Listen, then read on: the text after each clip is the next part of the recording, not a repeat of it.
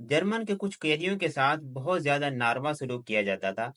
उनको जुल्म सितम का निशाना बनाया जाता था। हर शाम उनकी फैंटी लगती थी। लेकिन एक कैदी ऐसा था जिसके साथ तमाम सिपाही जो थे वो बड़ा अच्छा सलूक करते थे।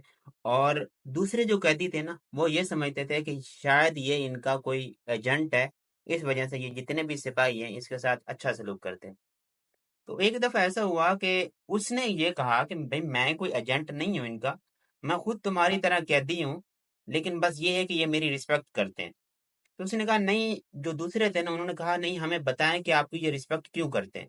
आप क्या कौन सा ऐसा काम करते हो जिसकी वजह से ये लोग आपकी रिस्पेक्ट करते हैं। उसने कहा चलो ठीक है आओ मैं आपको बताता हूँ। वो सारे इकट्ठे हो जाते हैं। वो उनको बताता है, आप मुझे ये बताओ, आप घर में जो लेटर लिखते हो, खत लिखते हो, उसमें क्या क्या लिखते हो।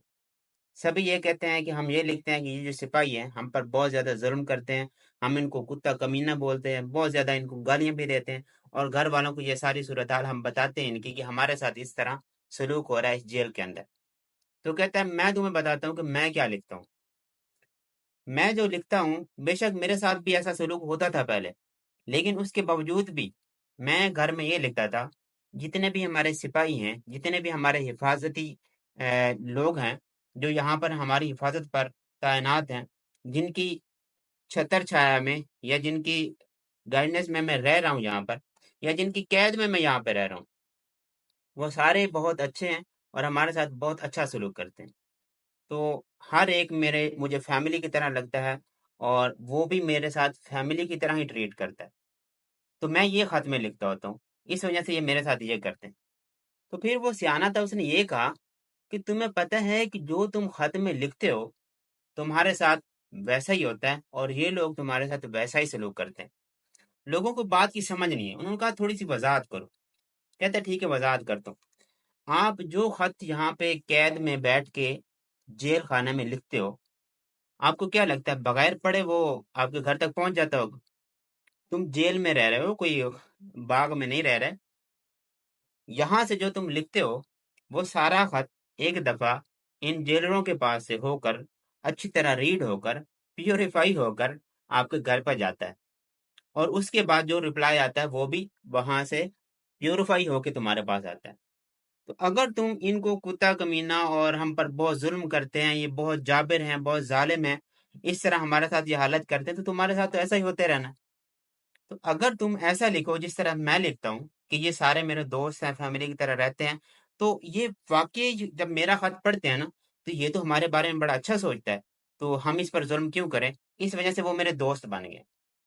लेकिन तुम जो लिखते हो कि ये जालिम है, ये जाबिर हैं, ये बहुत ज्यादा हम पर जुल्म करते हैं, तो तुम इनको जितना बुरा कहोगे इतना ही ये तुम्हारे ऊपर जुल्म ज्यादा करेंगे। बात यहाँ पर खत्म हो गई, सबको समझ आ गई कि अच्छा ये बात है। तो कुछ दिनों बाद वो कैदी और सारे कैदी, उनके साथ ऐसी फंटी लगी उन सब की कि सबने सब सेम हो गए। कोई ना एजेंट रहा, ना कोई बड़ा रहा, ना कोई छोटा रहा। तो वो सोच में पड़ गया कि इतने दिनों तक मुझे पुलिस वालों ने, जेलरों ने कुछ नहीं कहा, तो आज क्यों कहा। फिर उसके जहन में एकदम वो बात गई। उसने सबको इकट्ठा किया, बताओ तुमने इस बार खत में क्या लिखा था। तो सब ने अपनी अपनी राय लिखी कि हाँ, हमने ये लिखा था कि हमको पुलिस को या जेलरों को बेवकूफ बनाने का तरीका आ गया। अब हम तुम्हें अच्छी अच्छी बातें लिखा करेंगे। घर वालों को ये लिखते हैं, अच्छी अच्छी बातें हम तुमको लिखा करेंगे। हम इनके बारे में इस वजह से अच्छा लिखेंगे ताकि ये पढ़ें और उसके बाद फिर ये हमारे साथ अच्छा सलूक करें। तो हमको ये कैदी ने, जो हमारा साथी है ना, उसके साथ तो क्योंकि बुरा सलूक नहीं होता था, वो ये हरबा इस्तेमाल करता था, इन जेलरों को, पुलिस वालों को इस तरह से बेवकूफ बनाता था। तो हम भी इसी तरह से आज के बाद इनको बेवकूफ बनाएंगे, क्योंकि खत जो था वो पढ़ के ही आगे जाना था। तो इस वजह से सबकी फैंटी सेम लगी। तो नतीजा क्या हुआ कि बेशक नेकी करना अच्छा है, लेकिन सबके साथ नहीं। नेकी करने के बाद अगले की नस्ल को, अगले के जहन को देखते हुए उसके शर से भी बचना चाहिए। तो इसीलिए जहन के मुताबिक हमेशा बात करें। आप किसी के साथ अगर भलाई कर रहे हैं ना, तो देखें कि उसका साइड इफेक्ट क्या हो सकता है या उसका इफेक्ट क्या हो सकता है। तो हमेशा किसी से बात करते हुए किसी को मुखलिसाना मशवरा देते हुए या फिर अपनी कामयाबी का, अपनी शांति का, अपने अमन का या अपनी एक वैल्यू का अगर किसी को राज बताने लगे, तो ये ज़रूर ध्यान में रखें कि इसका आप पर साइड इफ़ेक्ट क्या हो सकता है। हमेशा अगले को देख के ही बात करें, ताकि आप अमन में रहें और आप लोगों के शर से महफूज़ रह सकें।